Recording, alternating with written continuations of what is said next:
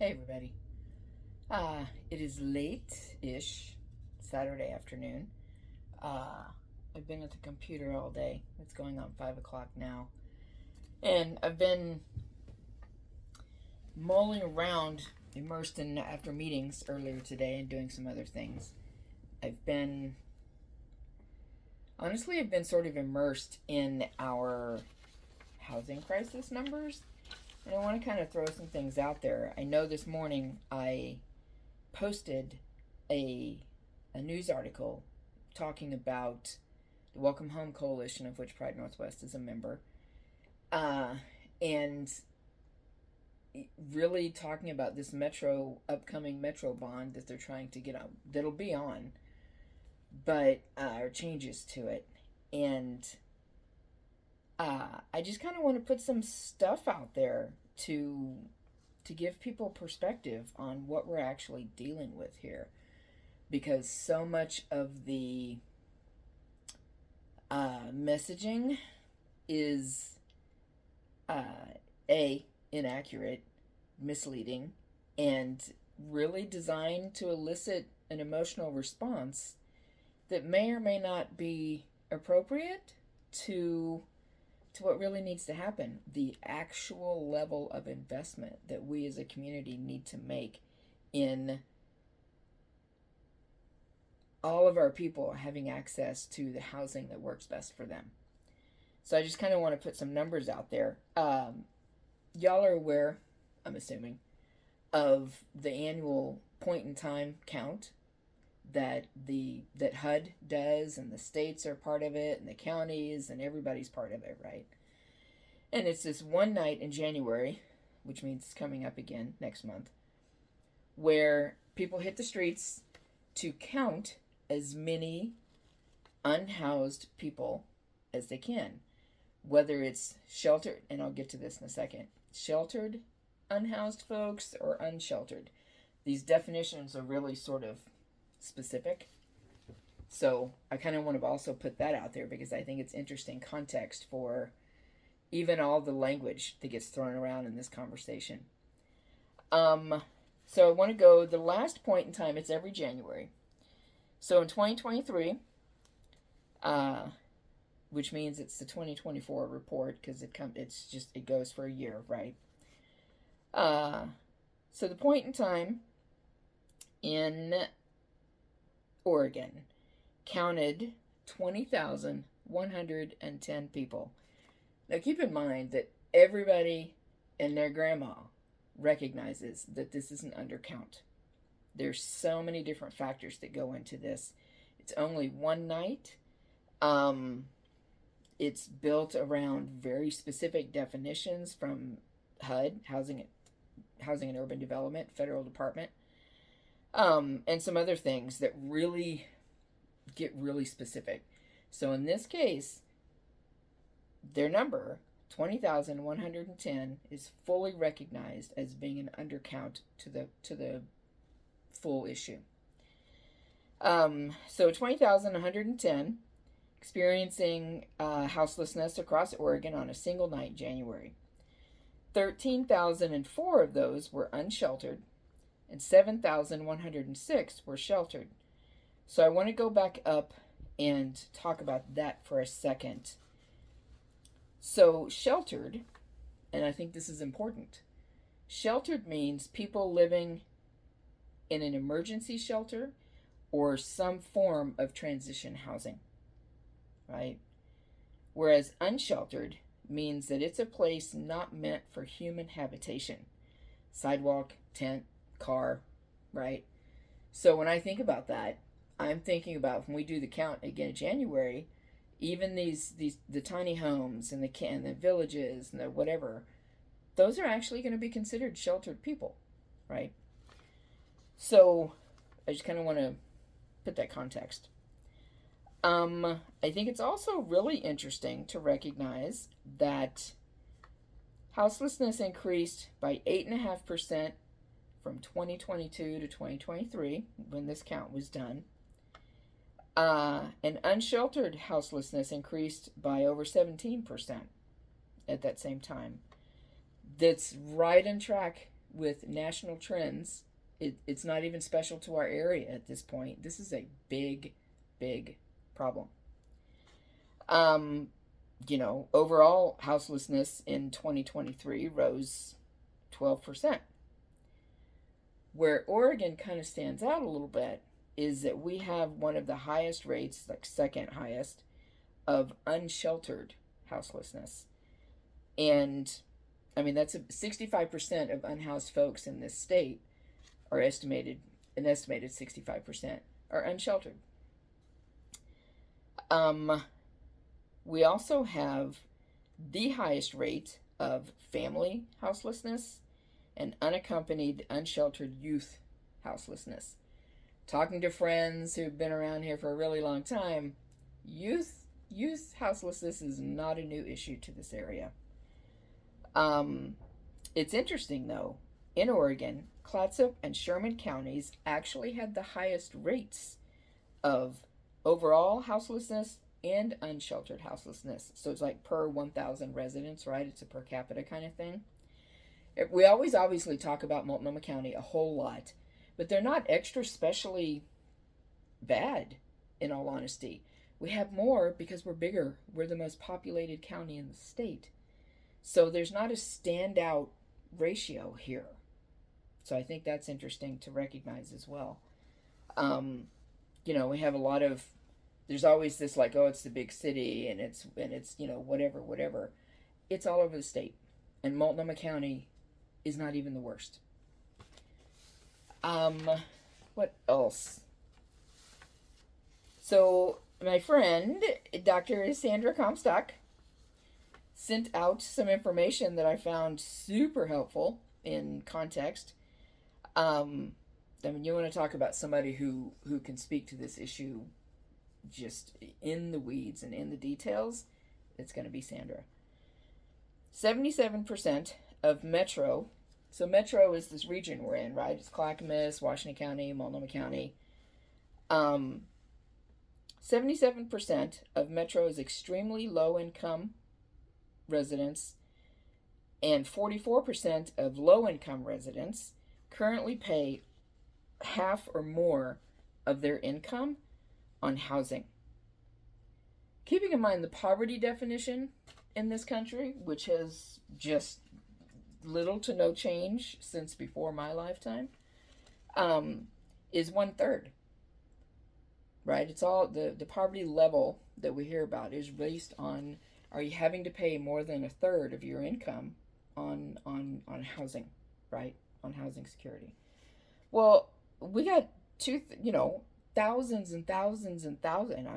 I know I'm preaching to the choir of people in our county or in our region, that are over half, right?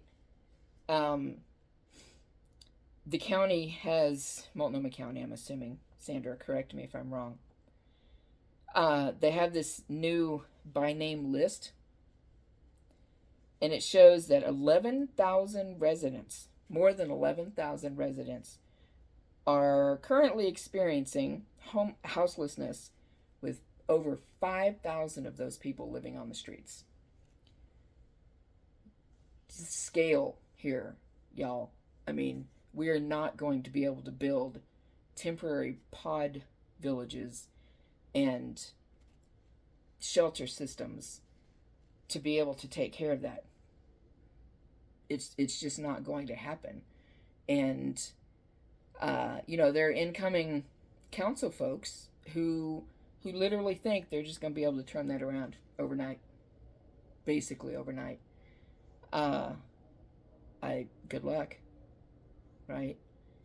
And even then, it's completely and utterly temporary and doesn't solve the problem. The problem is so long range that you folks here have trouble wrapping their brains around it. Let's see. Of all Metro houseless residents counted in the 2023 point in time, 37% reported being houseless for their first time in their lives. 37%. That's over 1 in 3. of all of our unhoused folks reporting that this is their first time. That's more than just like, woo, we want to live outside, which some people are still trying to claim. I still don't get that one. And all of this goes back to recognizing that we are short just in a numbers game. 20,000 units when it comes to affordable housing. 27,000, right? To even keep up with the need.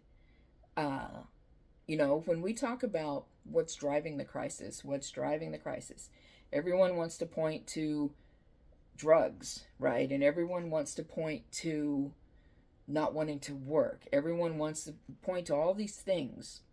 And those are all outcomes. Those are all factors in what's exacerbating for a lot of this issue, but at the end of the day, is because we don't have enough affordable places to live. It doesn't get any easier than that. We don't have enough affordable places to live in this region. And that's even, talking about creating affordable housing for households making under $66,000. That's in this day and age, that's not a ton of money. But I know lots and lots of people who are not making that. Let's see here. Some other things. So I just want to end up, I posted earlier, like I said, I posted an article about the Welcome Home Coalition's response to current proposals for changes to the Metro bond that would lower the tax rate, increase accountability, and some other things. And most of that, Welcome Home Coalition is like, yeah, we've been talking about accountability and coordination across counties, across the region, standardizing of processes and all the, because every county is different. You got folks like, there's unhoused folks, or even, anyone really. We're not looking at what the county boundary is to decide where it is that we're not going to have some place to live, right? We need services. But you go to each one of the counties, the requirements are different, the paperwork is different, they might have to start over again. It's just, even the organizations attempting to serve our in-house community don't have the same processes available to them county to county to county. And they're expected to use next to no resources to support the community members that our local jurisdictions are expecting these organizations to support and to serve. And there's so many impediments to actually being able to do that. So, but with Welcome Home Coalition, the one thing that we are strong on is the fact that there is zero need to lower the tax rate of the current bond, right? Because, we've hit too many taxes, and all that. We're talking about, let me break this out because I don't want to misread it, or I don't want to misquote it. So there's a proposal to change the threshold of who pays that tax to, to higher amounts. Totally understand that, right? To higher income earners. But part of the proposal also includes not taxing over a certain, even higher income level. And, for example, so we're proposing, are the proposals to change the tax to higher, instead of, action. I'm trying not to, I don't want to misquote any of this. This is why I'm a little sticking at the moment. So currently, it's called the marginal personal income tax. It's 1%, right? And the proposal is to cut that over time, next couple of years, fairly substantially. But when you get into it, you're like, okay, so let's say they want a 10% decrease in 2026 and a 25% decrease in 2031, which is, that's only 6 years from now. The amount of money, real money, that households would experience in having that tax cut is like pennies on the dollar. For example, a joint filing household making $250,000 a year, because this is when that threshold we're talking about, currently pays about $500 a year for this tax, or about $41 a month. 10% reduction, they'd pay $450 a year, or about $37 a month. So they're going to save $4 a month. Are you with me? At the 0.75 rate, which is like the next iteration, they'd pay $375 a year, or about $31 a month, or a savings of about $10 a month from the current rate. Now, let's turn around, and this is where we really start getting into, there's a whole point to thinking about things in terms of the power of community coming together. The estimates presented by Metro's own financial staff, by the way, reports that under these tax deductions that are, again, $4 a month, $10 a month, the loss to the housing funds would be 17.5% a year. Excuse me, $17.5 million a year. So, are we not able to afford $4 a month to come together to help solve this issue? We have barely started scratching the surface on solving this issue, and there is progress every day. There are thousands of people being housed in Multnomah County, Washington County, Clackamas County at this point. And like 85-90% retention rate. Like, you check with them a year later, they're still housed.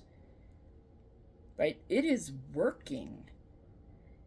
And it's only the initial scratching the surface of what we actually need to have done and to be doing in this region. It's working. And to think that we have got to have this knee-jerk reaction of, oh my God, we've got to cut it, we've got to cut it, we've got to cut it, is disingenuous. It's short-sighted, which I hate to break it to y'all, but decision makers in this region are so short-sighted sometimes. Because it looks good to somebody. Somebody needs a constituency.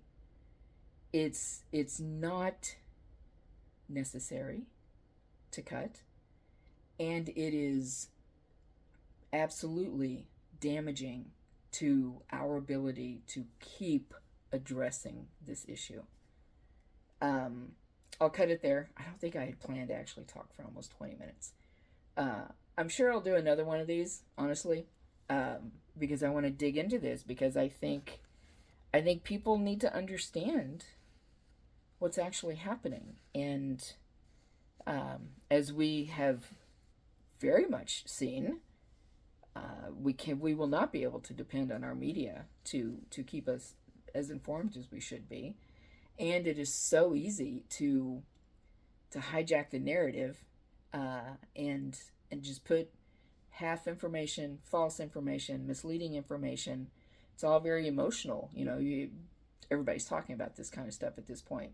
Now is the moment when we really need to recognize that and make sure that we're really digging in and talking to people, doing the research, not even just, whether or not it's I mean, so many people, in all honesty, I had people tell me that they depend on my Facebook page for their news. I'm like, don't do that.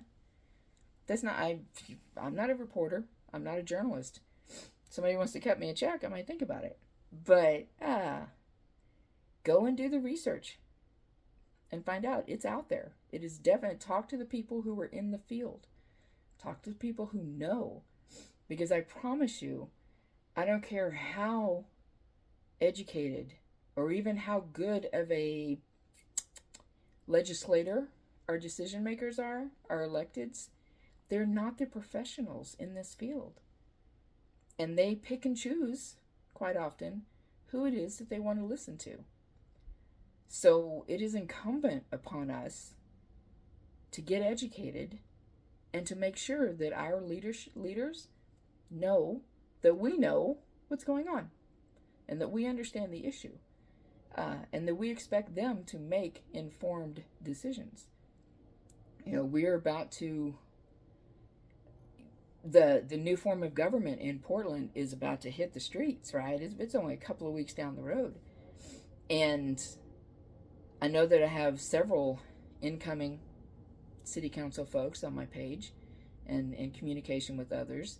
And trust and believe we will be meeting to ensure that this city's leadership understands what's really happening in this community, in this city, and really understands that we understand. I'll leave it there. I'm sure I'll be back later. Thanks, y'all.